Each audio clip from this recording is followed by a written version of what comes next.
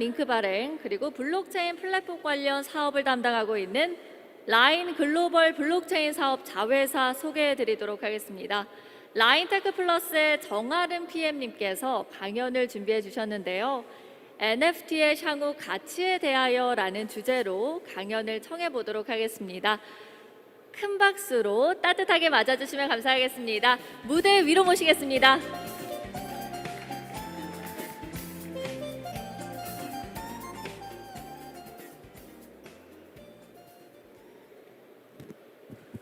네, 안녕하세요. 저는 라인 테크 플러스라는 회사에서 라인 블록체인 PM을 맡고 있는 정아름이라고 합니다. 우선 오늘 이렇게 시간 내서 들으러 와주셔서 감사드리고요.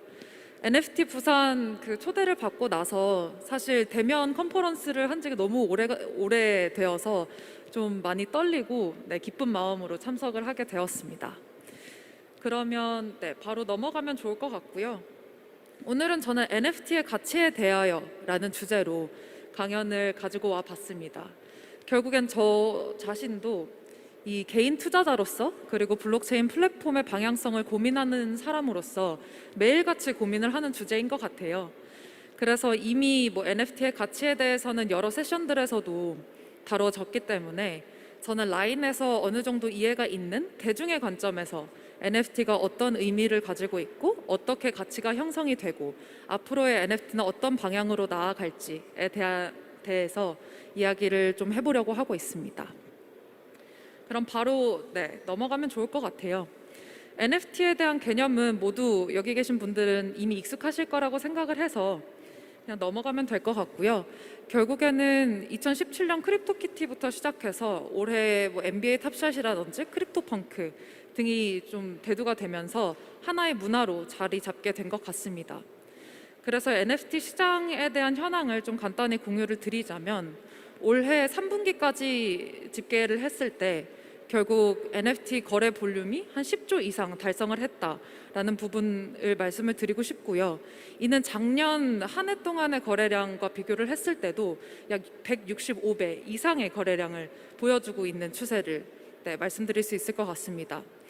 결국에는 저희가 4분기까지의 거래 내역들을 봤을 때 결국 작년 대비 YOY는 거의 200배 이상으로 달성할 수 있다라고 감히 예측을 해보고 있고요.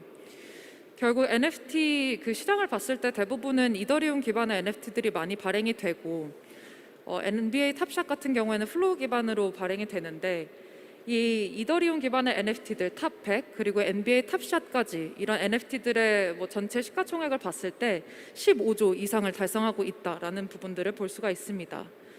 결국 이런 수치를 봤을 때는 NFT에 대한 가치에 대해서 공감하고 있는 유저들이 많아지고 더 많은 자산이 유입되고 있다라는 부분들은 볼 수 있을 것 같은데요.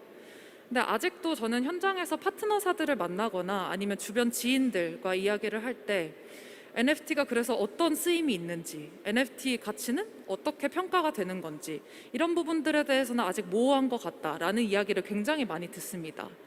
그래서 저는 이런 관점에서 몇 가지 질문들을 던지면서 오늘 이야기를 좀 진행해 보도록 하겠습니다. 결국 NFT에 대한 개념들은 알고 있는데 이 디지털 상의 하나의 조각, 디지털 조각이 어떤 쓰임이 있는지에 대해서 간단히 짚고 넘어가 보고 싶습니다. 결국에는 NFT는 저는 설명을 드릴 때 수집형 그리고 사용형 두 가지로 나눠서 설명을 드리고 있는데요. 결국 저희가 이러한 두 가지 성격에 따라서 완벽히 분리를 해서 볼 수는 없는 부분이긴 하지만 결국 어느 쪽에 가까운 NFT인지 정도는 분류가 가능할 것 같아요. 그래서 여기 화면에서도 보이다시피 아티스트들의 사진이나 영상물 아니면 스포츠 카드 혹은 타임지의 표지라든지 아니면 트위터 창업자가 만든 첫 트윗이라든지 아니면 도메인 네임 등과 같은 것들은 대부분 수집형 NFT라고 볼 수 있을 것 같고요. 결국 사용성 NFT 같은 경우에는 여기 계신 분들도 익숙하시다시피 게임에서 사용되는 NFT라든지 메타버스 내에서 사용되는 부동산이라든지 아니면 프로필 사진으로 게재할 수 있는 NFT라든지 등등을 포함하는 개념이 될 것 같습니다. 결국 이러한 내용이 있는 거고요.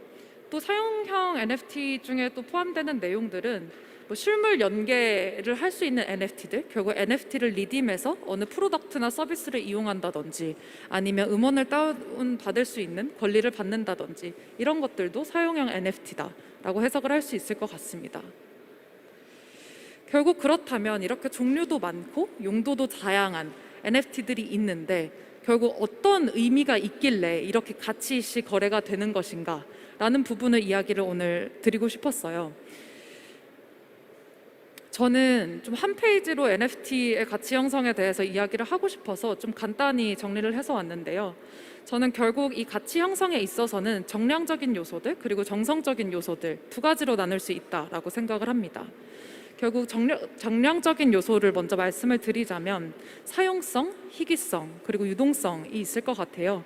그래서 사용성부터 말씀을 드리자면 NFT를 보유함으로써 내가 향후에 얻을 수 있는 수익이라든지 아니면 이 NFT를 리딤을 해서 서비스나 프로덕트를 얻을 수 있다라든지 이런 부분들에서 기본적인 가치가 형성이 된다라고 생각을 하고 있고요. 이런 것들을 기반으로 해서 희귀성, 유동성에서 오는 추가적인 가치가 있다라고 생각을 하고 있습니다. 우선 희귀성에 대해서 말씀을 드리면 NFT는 뭐 아시다시피 고유성을 가진 토큰이고 결국 경우에 따라서 제한된 그 수량으로 발행이 되잖아요.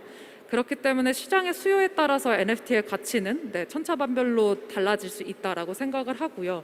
이에 따라서 추가적인 가치가 만들어진다라고 생각을 하고 있습니다. 그리고 유동성 같은 경우에는 뭐 NFT도 기타 뭐 비트코인이나 이더리움과 같은 코인들과 유사하게 유동성이 굉장히 중요한 부분을 차지한다라고 생각을 하는데 결국에는 유저들이 이 큰 경제적 가치를 가지고 있는 자산이 유동화가 편하게 되고 결국 현금화가 되는지에 따라서 이 유저들이 조금 더 대담하게 어느 정도의 리스크를 감당을 하면서까지도 큰 가격을 지불을 해서 NFT를 구매하게 된다라고 생각을 하고 있습니다. 그래서 결국엔 사용성에서 오는 가치는 굉장히 가시적으로 잘 보일 것 같은데 결국 희귀성이나 유동성이 가져다 주는 가치는 어느 정도인가 예측하기가 굉장히 어려운 분야인 것 같아요. 저는 뭐 희귀성이라든지 유동성에서 오는 추가적인 가치는 결국에는 시장의 수요에 따라서 달라진다라고 생각을 하고 있고요. 이런 수요를 예측하는 게 앞으로 NFT 가치에 대한 판단을 하는 데 있어서 굉장히 중요한 부분이 될 것 같습니다. 그래서 조금 더 말씀을 드리자면 블록체인 상에는 굉장히 많은 데이터들이 산재가 되어 있고 이 NFT에 대한 조회, 뭐 구매, 상호 작용 이런 것들에 대한 데이터들이 블록체인 상엔 다 기록이 되어 있는 상황이잖아요. 그럼 이 데이터들을 수집해서 결국엔 분석을 하고 이에 따라서 수요를 수치화를 시킬 수 있다라고 생각이 들거든요. 그러면 시장의 수요를 수치화시킨다라고 했을 때는 결국에는 연결이 되어 있는 이 희귀성 그리고 유동성에서 나오는 부가적인 가치까지도 예측이 가능해질 거다라고 믿고 있습니다.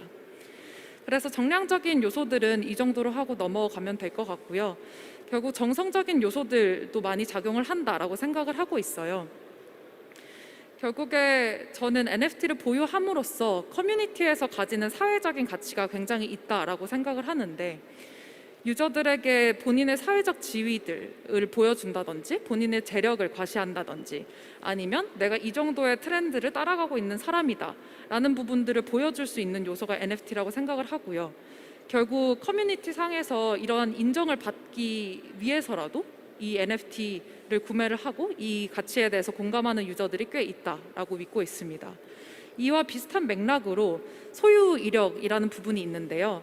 결국에는 본인이 뭐 선망하는 대상 혹은 업계에서 인정받는 인플루언서 혹은 그런 사람들이 이 동일한 NFT를 이전에 소유를 했다라고 했을 때 결국에는 나는 이 사람과 동일한 시야를 가지고 있다. 이 사람과 동일한 가치를 공유하고 있다.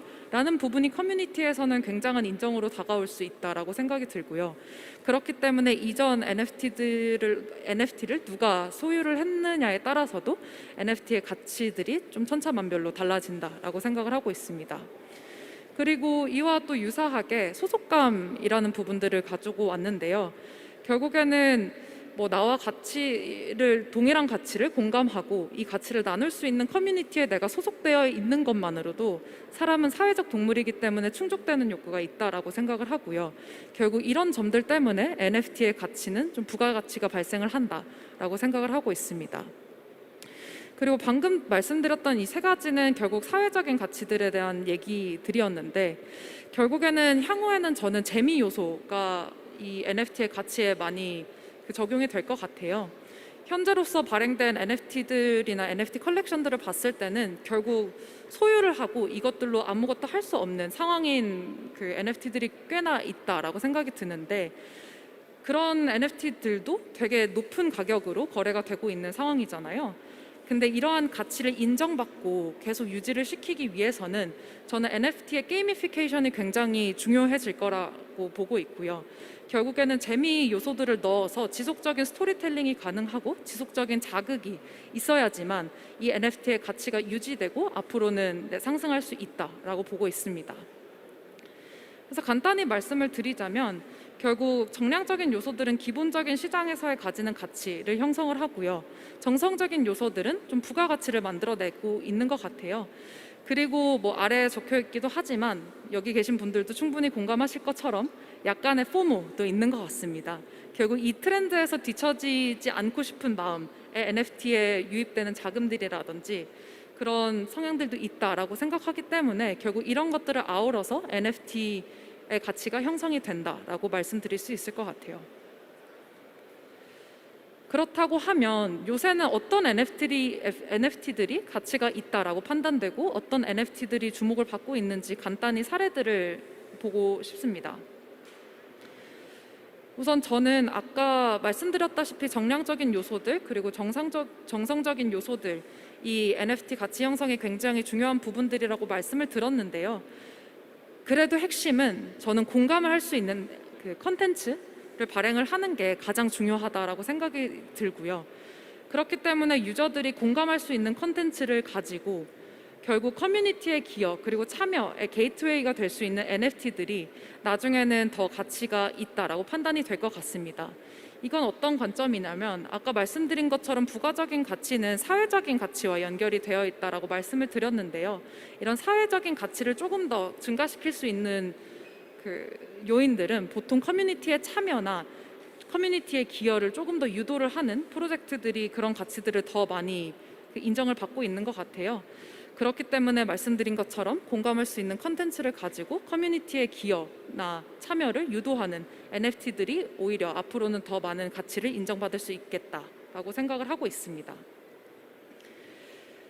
그래서 처음으로는 제가 NFT 유형들을 조금 가지고 와 봤습니다. 요즘에 트렌드가 되는 그 키워드들이라서 어떤 분들은 되게 익숙하실 것 같은데요. 간단히 언급하고 좀 넘어가자면 PFP NFT라는 개념이 있습니다. 결국 유저들이 프로필 사진으로 게재를 할 수 있는 NFT들이 될 것 같은데, 흔히 아시는 크립토펑크라든지 쿨캣이라든지 섭덕스라든지 이러한 것들이 PFP NFT에 포함이 되는 NFT들이고요. 결국에는 저는 사회적 지위라든지 재력을 과시할 수 있는 수단이라고 생각을 하고 있습니다. 그리고 요즘 저희가 뭐 예능에서 부캐라는 용어들이 많이 나오고 있는데, 결국 이 PFP NFT를 소유함으로써 유저들은 하나의 생태계, 하나의 커뮤니티에서 새로운 페르소나를 생성한다라는 의미가 있다라고 생각을 하고 있어요. 그리고 이런 PFP NFT들의 특징을 봤을 때 결국 세계관은 제공을 하지만 각각의 NFT가 가지고 있는 스토리는 유저들이 직접 만들고 제작할 수 있도록 제공이 되고 있는데요. 그런 부분에 있어서 유저들은 더욱더 재미를 느끼고 이 커뮤니티의 소속감을 느끼면서 NFT가 가치가 있다라고 판단해서 거래가 많이 되고 있는 것 같습니다.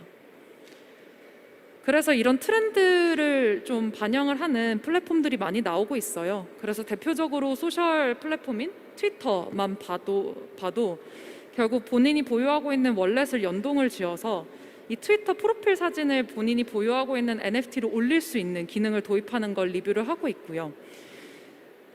그리고 오른쪽에 봐주시면 이거는 디파이 플랫폼인 그 팬케이크스왑이라는 플랫폼인데, 여기서도 역시나 가입을 했을 때 유저들에게 컬렉티블을 부여를 하고 이 컬렉티블로 어느 팀에 소속이 될 수 있고 결국 이 팀별로 캠페인을 진행한다든지 이벤트를 진행한다든지 이렇게 유저의 커뮤니티 활동을 조금 더 유도를 하는 식의 플랫폼들이 많이 나오고 있는 것 같습니다.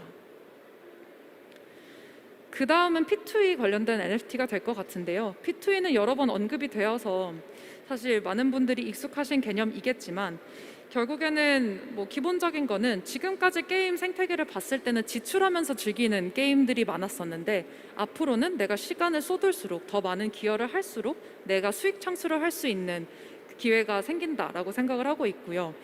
결국에는 게임 내에 있는 자산을 현금화하고 이게 국가 간의 그 배리어 없이도 이런 유동성을 좀 상승시킬 수 있는 그런 수단이 이제 NFT가 될 수 있다라고 생각을 하고 있고요. 결국 예시로 좀 말씀을 드리자면 다들 아시는 엑시 인피니티가 있을 것 같은데 이런 P2E NFT들의 뭐 트렌드를 잘 반영한 케이스라고 볼 수 있을 것 같아요. 그래서 엑시 같은 경우는 조금 더 재미있는 포인트를 공유를 드리자면 엑시 하나하나가 굉장한 가치를 가지고 있기 때문에 쉽사리 구매해서 이로 인해 수익 창출을 하는 건 굉장히 어렵다라는 상황인데 스콜러십 제도를 운영을 하고 있어서 결국 보유자들이 이 엑시를 가지고 수익 창출을 하고 싶어 하는 사람들에게 엑시를 빌려주고 이 빌린 유저는 엑시를 사용해서 그 게임을 플레이를 하고 수익 창출을 했을 때 그 수익을 빌려준 사람 그리고 플레이를 한 사람이 나눠 갖는 그러한 구조까지도 나오고 있어서 결국에는 앞으로 게임들을 봤을 때 이런 형식으로 수익 창출이 조금 더 쉽게 가능한 구조들로 나아가지 않을까라고 생각을 하고 있고요. 그리고 지금까지 블록체인 게임들을 봤을 때는 사실 개인적으로는 그 게임성 관점에서는 아쉬운 부분들이 굉장히 많았던 것 같아요.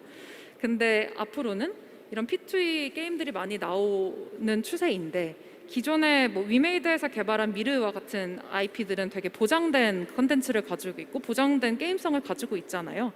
이런 일반 게임들에서도 블록체인을 도입을 해서 결국 P2E의 게임들로 포지셔닝을 하게 되지 않을까라고 생각을 하고 있고 그에 대한 예시로 미르4를 가지고 와 봤습니다. 그리고 그 다음으로는 인터랙티브 그리고 그로잉 NFT라고 저는 이름을 붙여 두었는데요. 결국에는 이전에 2017년부터 크립토키티에서 가지고 있던 개념이긴 합니다. 그래서 예시로는 뭐 사이버콩스나 사이버토이스를 가지고 크립토이즈를 가지고 오긴 했는데 결국 그 NFT 간의 상호 교류라든지 아니면 직접 보유하고 있는 보유자와의 교류가 가능한 NFT 유형을 저는 이렇게 나누고 있고요. 결국 기존의 NFT들을 봤을 때 이미 만들어진 NFT를 소유하고 있는 것 이상으로도 결국 이 NFT에 대한 네이밍을 한다든지 아니면 백그라운드 스토리를 만들어 준다든지 아니면 뭔가 추가적으로 인큐베이팅을 해서 키운다라든지 이런 개념들이 더 부가가치를 창출해낸다라고 생각을 하고 있어요. 그렇기 때문에 말씀드린 것처럼 결국 NFT가 커스터마이징이 가능한 시대가 오고 있고 이런 NFT들이 주목이 받고 있다. 라고 말씀드릴 수 있을 것 같고요. 결국에는 뭐 크립토이즈 같은 경우에는 아직 그 프로젝트 자체가 출시를 하진 않았지만 교류를 하면 할수록 이 NFT가 키워지고 가치가 더 향상이 되는 그런 구조를 만들고 있는 것 같아서 굉장히 재미있는 프로젝트로 보고 있습니다. 네, 그리고 마지막으로 주목받는 NFT로는 이 프랙셔널 NFT가 있을 것 같아요. 이게 NFT들도 하나하나가 가치가 굉장히 커지고 뭐 억대로 거래가 되고 있는 상황에서 결국 이 NFT에 대한 가치는 공감이 되는데 구매를 하지 못하고 소유를 하지 못하는 상황이 있기 때문에 소액으로도 이런 NFT의 가치를 같이 나눌 수 있는 플랫폼들이 많이 나오고 있는 추세이고요. 대표적으로 프랙션 아트라는 플랫폼이 있고 거기서도 봤을 때 하나의 예시로는 제가 개인적으로 굉장히 좋아하는 쿨캣이라는 프로젝트가 있는데 쿨캣 중에서도 옐로우 백그라운드를 가진 뭐 5개의 NFT들을 하나의 세트로 묶어놓고 이 NFT에 대한 소유권을 ERC20 형태로 발행을 해서 일반 유저들이 소액을 가지고도 충분히 이 NFT에 대한 소유권을 가지고 수익들을 귀속받아서 수익 창출을 할 수 있는 그런 구조들을 만들고 있는 것 같아요. 그래서 뭐 NFT들은 비트코인이나 이더리움처럼 쪼개서 사는 게 현실적으로 불가능했었는데 이런 플랫폼들이 나오면서 조금 더 NFT에 대한 유저들의 접근성이라든지 편리성이 생기지 않았나라고 생각을 하고 있습니다. 그렇다면 사실 이렇게 NFT들이 가치가 있고 NFT들의 뭐 가치 형성이 이런 식으로 된다라는 부분들은 말씀을 드렸는데 결국 일반 대중들은 어떻게 이 NFT 시장에 진입을 할 수 있는지가 관건이 될 것 같아요. 그리고 라인 블록체인에서도 사실 이 부분을 가장 많이 고민을 하고 있는 부분이기도 해서 이 부분을 좀 짚고 넘어가고 싶습니다. 저는 현재 NFT가 대중화됨에 있어서 여러 가지 장벽들이 있다라고 생각을 하는데요. 우선 크게 세 가지로 나눌 수 있을 것 같습니다. 처음으로는 블록체인 기기들에게만 친숙한 유저 사용성이 될 것 같고요. 두 번째로는 NFT 관련된 규제의 불확실성이 될 것 같고, 그 다음으로는 무분별한 컨텐츠의 사용, 배포, 그리고 복제가 될 것 같습니다. 결국에는 블록체인 기계에 친숙한 유저 사용성, 이게 가장 큰 허들이 된다라고 생각을 하고 있어요. 제가 처음에 블록체인을 접했을 때도 그렇고 제 주변 지인들과 이야기를 해봐도 결국에는 탈중앙화된 월렛을 생성하고 NFT를 구매하기까지의 유저 전이 자체가 굉장히 깁니다. 굉장히 길고 여러 번의 신원 인증과 여러 번의 연동, 그리고 다중 비용을 지불해야 된다라는 불편함이 있기 때문에 일반 대중에게는 사실 익숙하지 않은 플로우다. 그래서 이 과정에서 이탈이 많이 발생한다라고 보고 있고요. 그 다음에는 NFT 관련 규제의 불확실성인데, 결국 NFT는 경제적인 가치가 있다라고 판단이 되긴 하지만 결국 가상자산인지 아닌지는 모호한 부분이기도 하고, 이는 경제적 가치를 가지기 때문에 자금 세탁 수단으로 활용될 가능성이 있습니다. 그렇기 때문에 책임 소재나 이슈가 발생했을 때 책임 소재가 굉장히 불분명하고 유저들이 보호받지 못한다라는 단점이 있는데, 이것도 사실 대중화의 어려움 중에 하나인 것 같아요. 그리고 마지막으로는 무분별한 컨텐츠의 배포라든지 복제 관련된 부분인데요. NFT 시장에서도 사실 이 이미지들에 대한 저작권, 사용권, 처분권에 대한 이슈들이 많이 대두가 되고 있는데, 결국에는 일반 유저들은 컨텐츠를 판매하는 판매업자들에 대한 믿음으로 이 컨텐츠를 구매를 하고, 이게 원작이겠거니라고 사는 믿음을 전제로 소비를 한다라고 생각을 하는데, 결국 NFT 시장 그리고 오픈된 마켓들에서는 이렇게 인증되지 않고 복제된 컨텐츠도 마음껏 유통이 되고 있기 때문에 일반 대중들은 사실 이거를 분별할 수 있는 능력이 없다라고 생각을 하거든요. 그렇기 때문에 사실상 유저들이 피해를 본다든지 아니면 이미지에 나와 있던 것처럼 결국에는 가짜 컨텐츠 혹은 복제된 컨텐츠를 담고 있는 NFT를 구매하는 경우들도 많이 생기는 것 같아서 이런 부분들이 해결이 되어야 NFT의 대중화가 가능해질 것 같다라고 보고 있습니다. 그래서 결국에는 NFT의 대중화가 되려면 아까 말씀드렸던 장벽들을 넘어야 된다라고 생각을 하고 있는데요. 첫 번째로는 대중에게 친숙한 사용성을 제공하는 게 굉장히 중요하다라고 생각이 들고요. 두 번째로는 규제 대응이 가능한 시스템을 구축해야 된다라고 생각을 하고, 마지막으로는 인증된 컨텐츠의 유통 그리고 관리가 중요한 부분이다라고 생각을 하고 있습니다. 그래서 대중에게 친숙한 사용성을 제공한다라는 걸 저희 플랫폼을 예시로 좀 말씀을 드리자면, 소셜 로그인이라든지 소셜 사인업을 가능하도록 해서 결국에는 계정 생성이라든지 이용이 간편하도록 유저들에게 만들어줘야 된다라고 생각을 하고 있고요. 유저들의 개인 키라든지 이런 부분들을 보관해 줌으로 인해서 유저들이 간단히 패스코드만 입력을 했을 때 NFT에 대한 구매라든지 자산 관리가 가능하도록 해야지만 일반 리테일 유저들한테는 좀 익숙한 플로우를 만들어 줄 수 있다라고 생각을 하고 있습니다.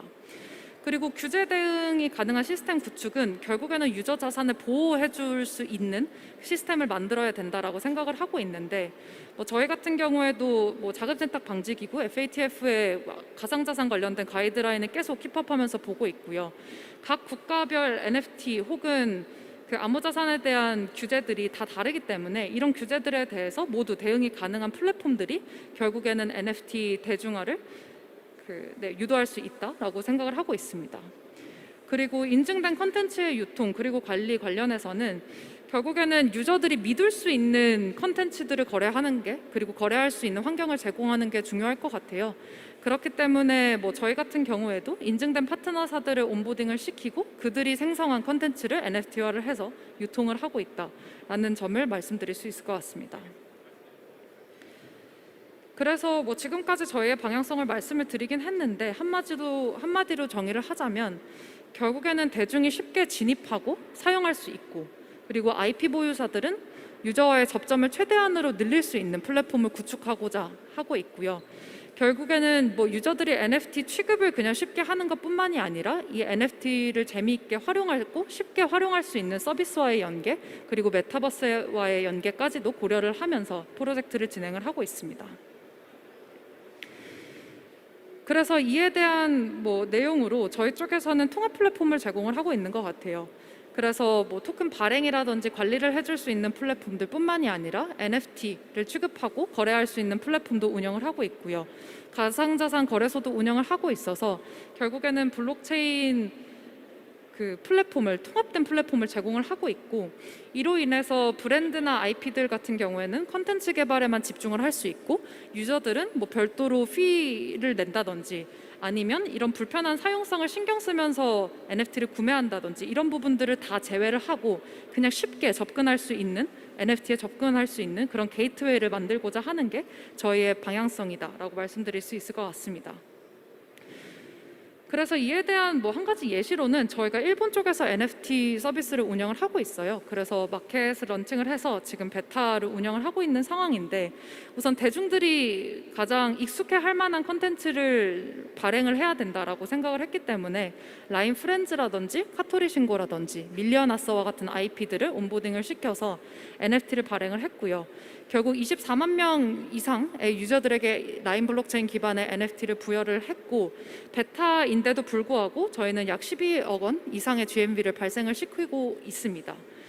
그래서 라인 블록체인의 이러한 움직임, 그리고 이러한 뭐 한 걸음들이 결국에는 대중들이 이 NFT 시장에 진입하는 것들을 활성화시키고 있다라고 저는 굳게 믿고 있고요. 결국에는 유저들의 진입이 활성화되면 될수록 이 생태계는 확장이 되고 NFT에 대한 가치를 공감할 수 있는 유저들이 더 많아진다라고 생각을 하고 있고, 그것이 즉 생태계의 기반이 된다라고 믿고 있어요.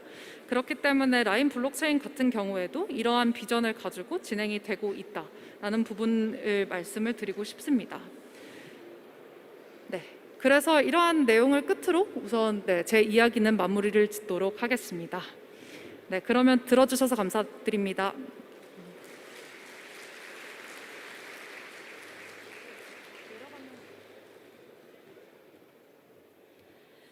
네, 저희가 또 재미있는 강연 잘 듣고 왔습니다. 라인테크 플러스 정아름 PM님께서 NFT 관련 주제들 골고루 짚어주신 것 같습니다. 지금 많은 분들이 현장에서 함께해주고 계신데요. 저희가 다시 한번 안내 말씀드리도록 하겠습니다. NFT 부산 2021 NFT와 관련된 부산에서 진행되는 가장 큰 행사다라고 전달드릴 수 있을 것 같고요. B2B, B2C 통합 행사로 많은 분들이 노력하셔서 마련된 행사입니다. 여러분들이 좋은 내용 많이 들으시고 또 공부하실 수 있는 시간이 되시면 좋을 것 같고요. 굉장히 많은 분들이 현장에서 함께해주고 계신데, 현 행사는 코로나19 방역 지침을 철저하게 준수하며 진행이 되고 있습니다. 마스크를 끝까지 함께 착용해 주시면서 즐겁게 행사 즐겨주실 수 있으면 좋을 것 같습니다. 그리고 저희가 실시간으로 유튜브 채널을 통해서도 생중계해드리고 있으니까요. 주변에 함께 오시지 못한 분들이 계시면은 링크 공유해 주시면은 감사할 것 같습니다. 자, 그러면 저희 또 다음 강연으로 넘어가 보도록 하겠습니다. 다음 강연은 볼거리가 있는 강연이다라고 설명해 드릴 수 있을 것 같은데요. 크립토 댄스 컴퍼니의 정희준 대표님께서 NFT로 인해 변해가는 웹 3.0 엔터테인먼트 그리고 댄스 크리에이터 경제라는 주제로 공연과 함께 강연을 시작해 주시겠습니다. 여러분 뜨거운 박수 부탁드립니다. It's just me, myself and I won't ever be fake. It's just me, myself and I got my own love in my soul. Why do I exist? Why do I live?